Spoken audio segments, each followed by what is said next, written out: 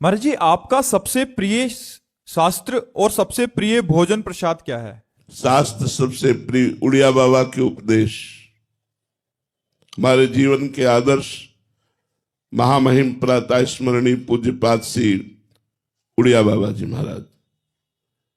और प्रिय भोजन प्रसाद, अब जो प्रसाद में मिल जाए वही प्रिय भोजन। वैसे इस शरीर को मीठा बहुत प्रिय था और प्रिय ग्रंथ पूज्यपाद श्री उड़िया बाबा जी के उपदेश ये हमारे जीवन में रहे। अब हमारे जीवन में प्राण प्रिय वाणी जी श्री चतुराशी जी और प्रियाजू के उच्छिष्ट का ही जीवन से भरण पोषण होना, अब ये मार्ग चल रहा है। जीवन का प्रिय रहा पूज्यपाद उड़िया बाबा के उपदेश, और जो भिक्षा में मिल गया वैसे प्रिय मिठाई था। अब है श्रीमद चतुराशी जी और प्रियाजू का उच्छिष्ट जो मिल जाए, जो डॉक्टरों के अनुसार हमें बताया गया है उसके अनुसार शरीर का पोषण करने की चेष्टा करते हैं जी। अमित जी, मध्य प्रदेश से। राधे राधे महाराज जी। राधे राधे महाराज जी। महाराज जी, मैं पिछले 2 सालों से आपका सत्संग सुन रहा हूँ, निरंतर नाम जप करने का भी प्रयास कर रहा हूँ। महाराज जी, नाम जप करने से मेरे अंदर एक आत्मविश्वास आ गया है। मुझे किसी से डर नहीं लगता। मुझे लगता है कि मेरे कभी भी अमंगल नहीं होगा, मेरा कोई भी कुछ भी कोई बिगाड़ नहीं सकता। महाराज जी, क्या ये मेरा अहंकार है या अज्ञान है या अटूट विश्वास है? ठीक है, नाम जप से ऐसा ही भाव आता है, कोई हमारा बिगाड़ नहीं सकता क्योंकि भगवान हमारे साथ है। पर हम किसी का बिगाड़ने की सोचे ना, हम कोई गलत कार्य न करें। अच्छा है, चुपचाप जपते रहो।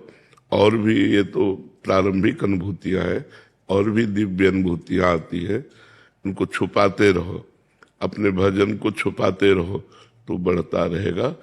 बस पराई माता बहनों से संसर्ग न रखना, कोई नशा न करना, किसी का बुरा न चाहना, तो आप बढ़ते रहोगे, आगे बढ़ते जाओगे। परमार्थ का मार्ग अंदर से प्रकाशित होता है, वो कैसे चलना है वो अंदर ही पता चलने लगेगा आपको, अंदर ही अंदर चलना होगा। बहुत अच्छा है। दीपक जी, फतेहपुर से। श्री हरिवंश का। श्री हरिवंश। महाराज जी, आपका भी ऐसा ही था कि शरणागति होने के बाद धन और नौकरी की चाह या घमंड था महाराज जी, वो थोड़ा सा उसमें शिथिलता सी आने लगी है अभी। मतलब ऐसा लगता है कि सब श्री जी कर देंगी तो धन जरूरतमंदों को बांट दूं या सब बाकी मेरा तो श्री जी देख लेंगे। विवेक से काम करो, परिवार थोड़ा सा विवेक से काम करो।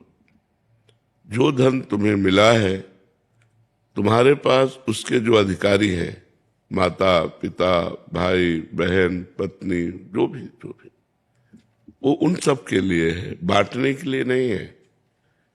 हाँ, कभी कोई भूखा नजर आवे तो उसे भोजन पवा दीजिए, कभी कोई बीमार है पैसा नहीं है तो औषधि करा दीजिए।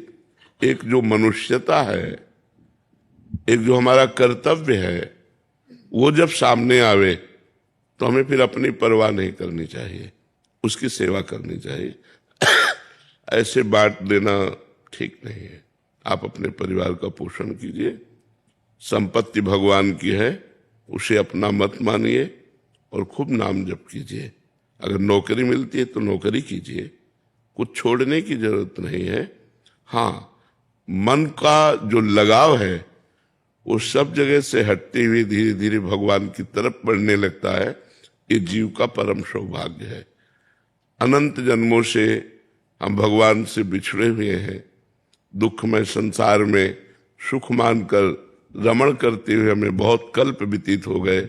आज हमें अवसर मिला है, ऐसा समय मिला है, ऐसा बुद्धि योग मिला है जिससे हम भगवान की ओर चल सकते हैं। चलो और जीवन को परम उन्नति के मार्ग में ले चलो, पतन के मार्ग से हटो। बहुत बड़ी कृपा हुई है, पर अपने कर्तव्य से मत भागो। कर्तव्य से भागना ठीक नहीं है, अपने कर्तव्य का पालन करना ही मनुष्य का परम धर्म है। वृंदा जी, हरियाणा से। राधा वल्लभ श्री हरिवंश। श्री हरिवंश महाराज जी। गुरुदेव भगवान, एक साधक का दूसरे साधक से कैसा व्यवहार होना चाहिए? सेवक वाणी में लिखा है कि जो हरिवंश को नाम सुनावे तन मन तासु पर बलिहारी। पर महाराज जी, मेरा तो दूसरे साधक से मतलब मन नहीं रहता बात करने का, तो अगर ज्यादा रुचि नहीं है तो ऐसे में कैसे व्यवहार करें? नहीं रुचि होनी चाहिए, बिल्कुल नहीं। भजन करने वाले को किसी से रुचि नहीं रह जाती, उचित बात करनी चाहिए। कम बोले, ठीक उत्तर दे, अच्छा व्यवहार करे, लगाव न रखे। लगाव नहीं रखना, हमसे कोई भी बात करे, अब जैसे हमसे कोई बात करने लगता है तो हमारे हाथ अपने आप जुड़ जाते हैं जी, ऐसा। वो चाहे बच्चा ही बात करे जी, क्योंकि अभ्यास बन गया है, मेरे भगवान सब में विराजमान है, हमसे कोई बात करने लगे तो जो ही बात करेगा उससे पहले हमारे हाथ जुड़ जाएंगे जी, हाँ हाँ ऐसा है, ऐसा है, अच्छा, राधे श्याम। हंसी बोल जब हरिवंश नाम जानी है, तब सब हिंते लघु मानी है। हंसी बोले बहुमान दे, हंसी बोले बहुमान दे। हम ऐसा बर्ताव करें सामने वाले के दिल को लगे कि मैं किसी व्यक्ति से बात करके आया हूं, उसको अच्छा लगे। हमारा व्यवहार ऐसा नहीं हो कि नाक में गुस्सा भरी हुई एकदम ऐसे नहीं, कोई जान न पाए भजन करते हैं। हमारा व्यवहार ऐसा होना चाहिए। थोड़ा अभी हमें काम है, फिर कभी मिलते हैं, और मुस्कुरा के चल दिए। उसको कटु वचन नहीं बोलना, उससे कठोर व्यवहार नहीं करना, मृदु व्यवहार करना है। हमें बात समझनी है। जैसे जो हरिवंश को नाम सुनावे, तन मन प्राण तासु बलिहारी, बलिहारी मैंने तन न्यौछावर कर देना। अब उसका तात्पर्य गंदगी नहीं है। अगर उसे हम सही ढंग से नहीं समझेंगे तो हम गलत फंस जाएंगे, हमारा शरीर भोगों में फंस जाएगा, हमारा लगाव बन जाएगा। लगाव नहीं, हाँ तुम्हारा शरीर शौच में पड़ा हुआ है, हमारा तन समर्पित कर समझो। बीमार हो, हम तुम्हारे कपड़े धो देंगे, तुम्हें शौचा देंगे, हम अपने तन को तुम्हारी सेवकाई में लगा देंगे, भोगों में नहीं। तन समर्पित का मतलब भोगों में नहीं। इसका कोई ये बात कह के और हमारे तन का दुरुपयोग करना चाहे, कदापि नहीं। तन केवल प्रियालाल के सेवा के लिए है, हम आपका प्रियालाल के भाव से सेवा कर सकते हैं तन से। मन केवल प्रियालाल के सुमिरन के लिए है, आपके प्रियालाल के स्वरूप मानकर हम आपकी सेवा सुमिरन कर सकते हैं। अब क्या करना चाहिए? तन मन प्राण समर्पित का मतलब ये नहीं कि हम भोगों में फंस जाए, गलत आचरणों में, फिर ये सिद्धांत नहीं चलेगा। सच्चे आचरण के लिए यहां समर्पण की बात कहनी चाहिए। हम लोगों को एक ट्रेनिंग दी जाती है भजन में कि अंदर हम बहुत प्यार करते हैं सबको, बाहर से इतने में तुम होश में बात करोगे, हमारी भाव चढ़ी होगी, हमारी दृष्टि में रुद्र दृष्टि होगी। हाँ बोलिए, जहां देखा गया कि ज्यादा लिप्सा ज्यादा लगाओ तो तुरंत भाव चढ़ा ली गई। हाँ बोलिए, नहीं जी ठीक है आप तो जाइए।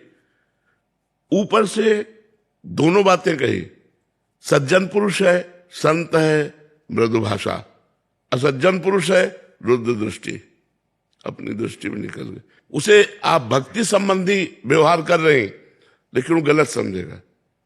वो गलत ना समझे इसलिए हमको थोड़ा रूखा व्यवहार रखना है।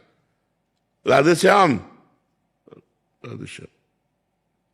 अरे बोलने से भी दोबारा हम नहीं बोलते, वो गाली दे भी नहीं बोलते, कुछ मतलब नहीं। साधु को एक अपनी रहनी बनानी चाहिए।